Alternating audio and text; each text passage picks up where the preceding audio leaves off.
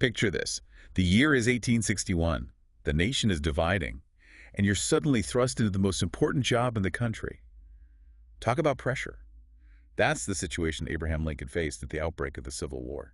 It really is a remarkable story. And the sources you've chosen for this deep dive, this conversation with Don Wildman and Professor Adam Smith, it sheds some incredible light on just how Lincoln handled this immense crisis. Yeah, Professor Smith, he's an expert on this period, and he really brings to life just how unprepared Lincoln was for this conflict. I mean, think about it. This is a man with practically zero military experience. Right, more time fighting mosquitoes in the Black Hawk War than actual enemies, as they say. Exactly. But somehow he rises to the challenge. He learns, he adapts, and he ultimately becomes a master of both the political and military strategy needed to win this war. It's amazing. So let's dive into those early days. 1861, the U.S. Army, it's tiny. 16,000 men, give or take. And Lincoln has to raise an army basically overnight. He's relying on state governors, calling for volunteers. There's this initial wave of patriotism, people eager to sign up, but then comes the reality of war. The First Battle of Bull Run. Exactly. Shatters any illusions of a quick victory. And suddenly the scale of this logistical nightmare, it becomes very, very clear. Thousands of volunteers, but they lack training, they lack equipment, they lack leadership. And to make matters worse, Lincoln's facing Jefferson Davis, the president of the Confederacy, who was a seasoned military leader, former Secretary of War. Talk about a mismatch in experience. It's almost comical when you think about it. I mean, if this was decided on resumes alone, the Confederacy would have won hands down. Absolutely. But Lincoln, he had something that Davis didn't, this deep understanding that to win this war, you had to destroy the Confederate army, not just capture territory. He was playing the long game. He was. He recognized that the South's ability to fight depended on its army, break that army, and the rebellion crumbles. So that brings us to this fascinating and kind of problematic issue of these so-called political generals. Yeah, it was a system born out of necessity. Lincoln, the governors, they needed to build coalitions, right? And what better way to do that than to offer military appointments? So you have these prominent figures, often with little to no military experience, suddenly leading troops. It was a gamble, for sure. And sometimes it backfired spectacularly. But there were also cases where these political generals were surprisingly effective. Professor Smith, he points out that these appointments were also a way to appeal to specific ethnic groups. The Irish, the Germans, large immigrant populations. Appointing generals from these communities, it helped boost recruitment, build a more diverse fighting force. It's interesting, even in the midst of war, Lincoln's thinking about the bigger picture. He's thinking about how to keep the nation united. Absolutely. And speaking of unity, we can't forget about the border states, those slave states that remained in the Union. Keeping them on board, especially Kentucky, that was crucial for Lincoln. I must have Kentucky, as he famously said. Losing those states, it would have been a devastating blow, strategically and symbolically. Lincoln used everything at his disposal, force, intimidation, even conciliation, to ensure their loyalty. So he's got all these balls in the air, raising an army, managing these political generals, keeping the border states in line. And then, of course, he has to deal with the elephant in the room, slavery. The issue at the very heart of the conflict. And Lincoln's thinking on this, it evolves significantly over the course of the war. Initially, he's focused on just preserving the Union. Right, but then you have enslaved people fleeing to Union lines, seeking freedom. The war drags on. He realizes slavery can no longer be ignored. And that's where the Emancipation Proclamation comes in. This document, it's often viewed as this landmark act of liberation, but it was also a brilliant military strategy. Freeing enslaved people in Confederate states. It weakens the South's economy, its labor force, and at the same time, it boosts the Union Army's manpower. A calculated move for sure, based on military necessity. But it also sets in motion the chain of events that ultimately leads to the abolition of slavery in America. It's worth noting, though, that the Emancipation Proclamation didn't immediately free all enslaved people. It only applied to those in Confederate states that were still in rebellion. Right. Slavery was still legal in the border states that stayed loyal to the Union. It was a complex situation, no doubt about it. Lincoln balancing this moral imperative of ending slavery with the very real need to win the war. He was starting to see slavery as a cancer that needed to be excised from the nation's body. And this evolution in his thinking, it's reflected in another fascinating document that emerges from this period, the Lieber Code. This is that document that codified the laws of war, right? It was. Written by Francis Lieber, a German immigrant with this unique perspective on warfare. Lincoln needed guidelines for how Union soldiers should behave. What are the rules of engagement? How do you treat prisoners of war, spies, civilians? So this document lays the groundwork for modern international law regarding armed conflicts. Absolutely. It addresses things like martial law, the treatment of guerrillas, the limits of military necessity. It was a remarkable attempt to bring order and humanity to the chaos of war. And it shows that Lincoln understood that this war wasn't just about brute force. It was about defining the very principles of a just and civilized society. He knew that even in war, there are lines you can't cross, limits to the barbarity. But as the war raged on, Lincoln realized he couldn't just lead from afar. He needed to see the realities of the battlefield for himself. He started visiting the front lines, talking to soldiers, observing military maneuvers, getting a feel for morale. These visits, they also provided him with an escape from the political pressures of Washington, a city consumed by grief and disease at that point. And let's not forget the personal tragedy Lincoln was enduring, his own son, Willie, dying during the war. It's just an unimaginable burden. The weight of the nation on his shoulders, the constant criticism, and then the loss of his child. It's a testament to Lincoln's resilience, his strength of character, that he's able to continue leading, to keep searching for a path to victory. And that path, it ultimately leads him to Ulysses S. Grant. A general who shares Lincoln's understanding of how to win this war. And that's where we'll pick up in part 2 of this deep dive. We'll explore the Grant-Lincoln partnership, the final push to victory, and the tragic end to this defining chapter in American history. But first, we want to hear from you.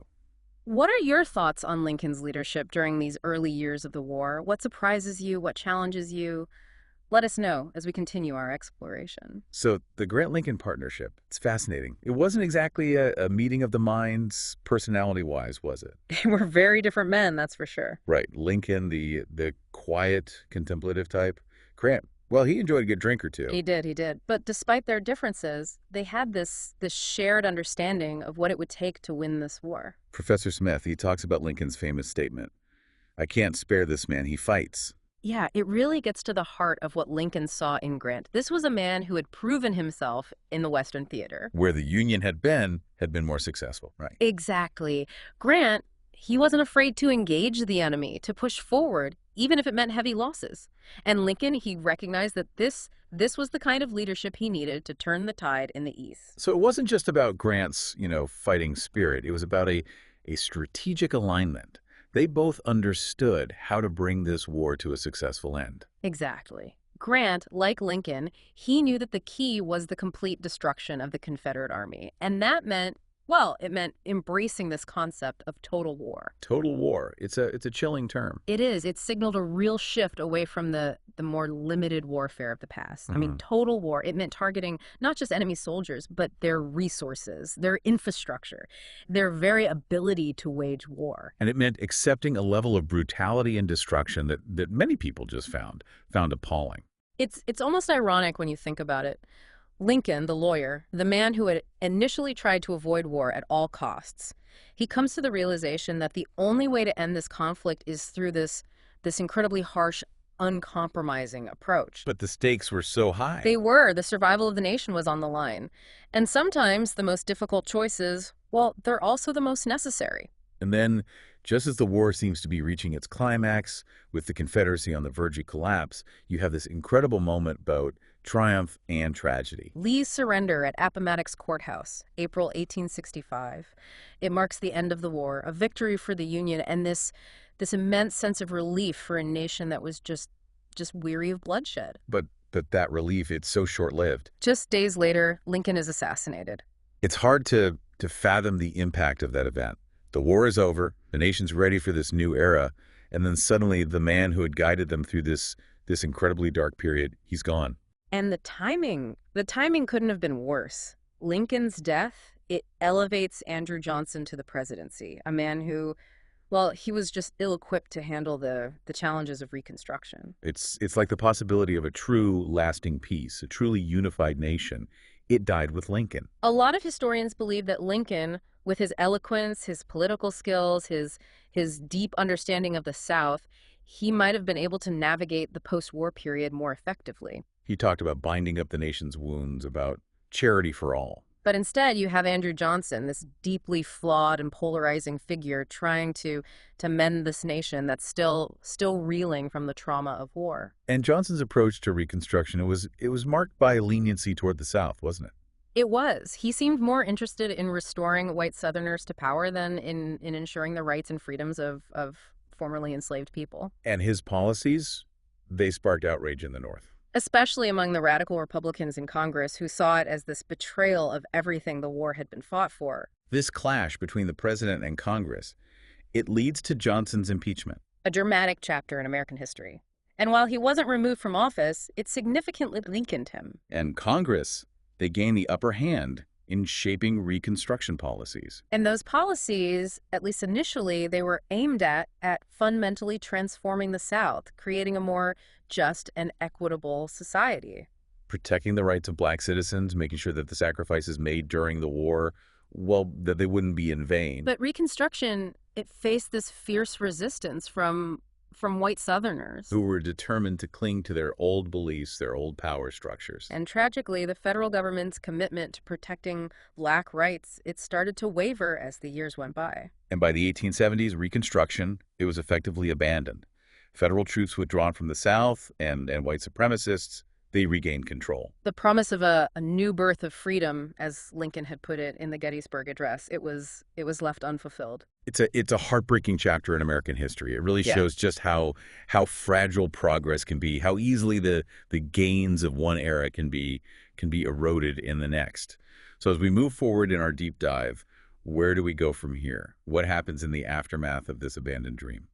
We'll explore the rise of Jim Crow, this long struggle for civil rights, and the echoes of the Civil War that continue to resonate in American society even today. But first, let's pause for a moment and consider Lincoln's legacy. What are your thoughts on that legacy? How do you reconcile the man who spoke so passionately about equality with the realities of the war he waged and the nation's struggles in its aftermath? It's hard to imagine what might have been, if Lincoln had lived to see Reconstruction through. Yeah, it's one of those great what-ifs of history, isn't it? It really is. His vision for healing the nation, it died with him in many ways. And in its place, a much harsher, much more, a much less forgiving vision took hold, especially in the South. A vision based on white supremacy, this determination to maintain control even in defeat. As the federal troops pulled out of the South, those white Southerners, they moved quickly to reassert their dominance. Professor Smith, he really frames this period as a betrayal of the hopes and promises of Reconstruction. It was. The 13th Amendment, it abolished slavery, yes, but it didn't guarantee equality. Yeah. And without Lincoln there to guide the process, to enforce these radical changes that were so desperately needed, well, the South was able to slip back into its old ways. So you have this power vacuum at the federal level, and white Southerners, they're seizing the opportunity to roll back any progress that had been made. Exactly. Black codes, these laws designed to restrict the freedoms of formerly enslaved people, to keep them tied to the land, to limit their economic opportunities. It sounds like slavery in everything but name. In many ways, it was. Restrictions on movement, on property ownership, on access to education, on voting rights. It was a systematic effort to maintain white control.